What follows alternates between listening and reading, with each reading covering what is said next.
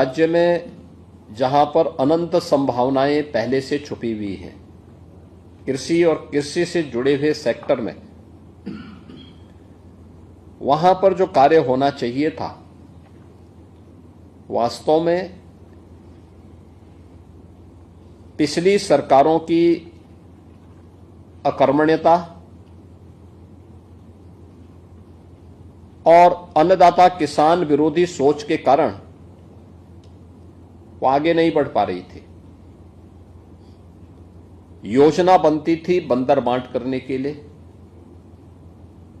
योजना बनती थी ठेके पट्टे हथियाने के लिए। उसके पीछे अन्नदाता किसान का, नौजवान का, महिलाओं का, पशुपालकों का हित हो सके, ये भाव ही नहीं था।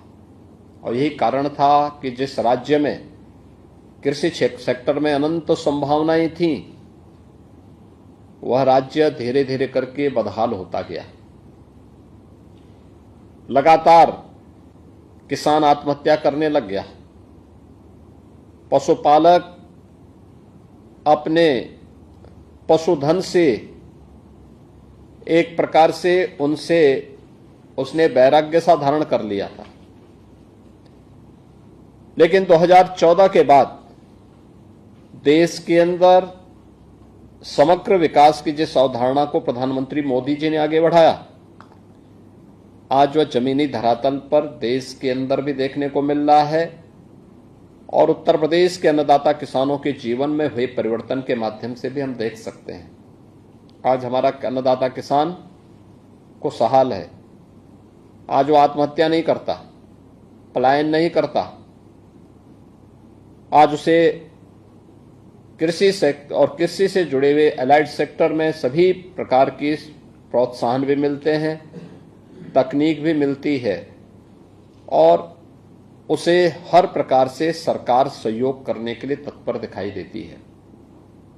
पहली बार हुआ है कि आईसीआर या सेंट्रल और स्टेट गवर्नमेंट की यूनिवर्सिटीज में, लैब्स में या फिर कृषि विज्ञान केंद्रों में जो कृषि वैज्ञानिक कार्य कर रहे हैं, वे पहली बार किसानों के खेत में जाकर के उन्हें प्रशिक्षण दिए हैं। कृषि संकल्प अभियान अभी हाल ही में प्रधानमंत्री जी के उस विजन को साकार करता हुआ दिखाई देता है। और ऐसे ही पशुधन के सेक्टर में भी, डेयरी क्षेत्र में भी जो अनंत संभावनाएं थी, उन संभावनाओं को हमने उत्तर प्रदेश जैसे राज्य में कभी भी ईमानदारी के साथ आगे बढ़ाने के लिए पिछली सरकारों ने प्रयास नहीं किया। उसी का परिणाम था कि धीरे धीरे करके यहां पे उन्नत नस्ल का हमारा पशुधन नष्ट होता गया।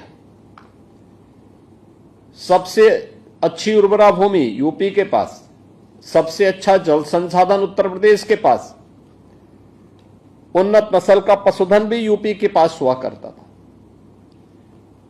लेकिन धीरे धीरे करके ये चीजें लुप्त प्राय होती गई। अब इस सेक्टर में पिछले 10-11 वर्षों में किए गए कार्यों का परिणाम उत्तर प्रदेश के अंदर भी देखने को मिल रहा है। आज उत्तर प्रदेश में भारत सरकार के सहयोग से जिन डेयरीज को हम लोगों ने आगे बढ़ाया है, वे अच्छा कार्य कर रही हैं।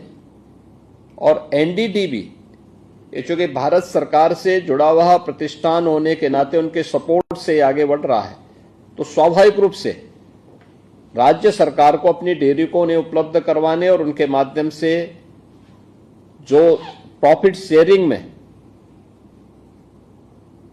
अपने कार्यक्रम को आगे बढ़ाने में किसी प्रकार की कोई दुविधा भी नहीं होनी चाहिए थी।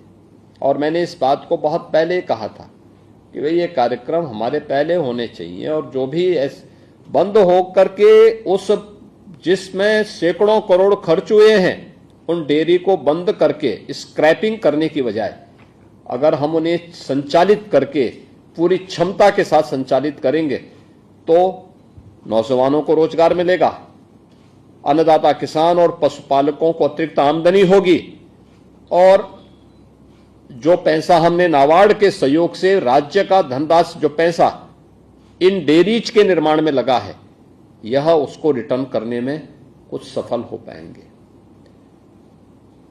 और मैं पीसीडीएफ से कहूंगा कि एनडीडीएफ के इस मॉडल को देखें, उसको अंगीकार करें। दुग्ध समितियां कैसे कार्य कर सकती हैं, ये चीजें हमें देखनी चाहिए। और मुझे अच्छा लगा कि पिछले 8 वर्ष में प्रदेश के अंदर कई डेयरी आगे बढ़ी है। अभी अमूल ने वाराणसी में अपना काम प्रारंभ किया। हजारों किसानों के जीवन में परिवर्तन का कारक बन रही है। लखनऊ में एनडीडीबी के सहयोग से हम लोगों ने जो कार्यक्रम आगे बढ़ाया, उसके परिणाम सार्थक आए हैं। लेकिन पीसीडीएफ को अपनी उस कार्य पद्धति और कैपेसिटी बिल्डिंग के लिए नए प्रयास की आवश्यकता है, जिस प्रयास को हम एनडीडीबी आपके सामने उदाहरण है, अमूल आपके सामने एक उदाहरण है, मदर डेयरी आपके सामने एक उदाहरण है।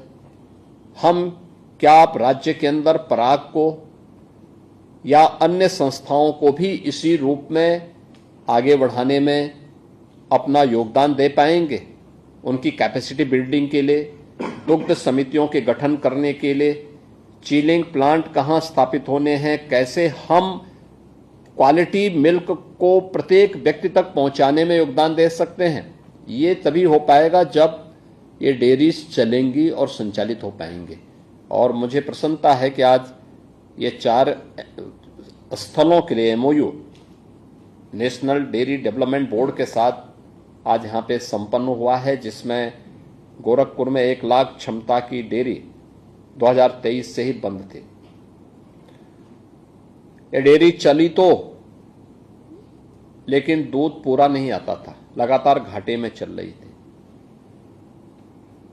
कोई प्रयास नहीं हुए कि नए दुग्ध समितियों का गठन करके हम किसानों को उसके साथ जोड़ सकें, अन्नदाता किसानों को उन्नत नस्ल का पशुधन दे सकें, अच्छी गाय, अच्छे नस्ल के भैंस या जो पशुधन उसके पास है उसमें अच्छी ब्रीड उसके माध्यम से पैदा हो, इसके बारे में जो पहल होनी चाहिए थी उसका अभाव देखने को मिल रहा था।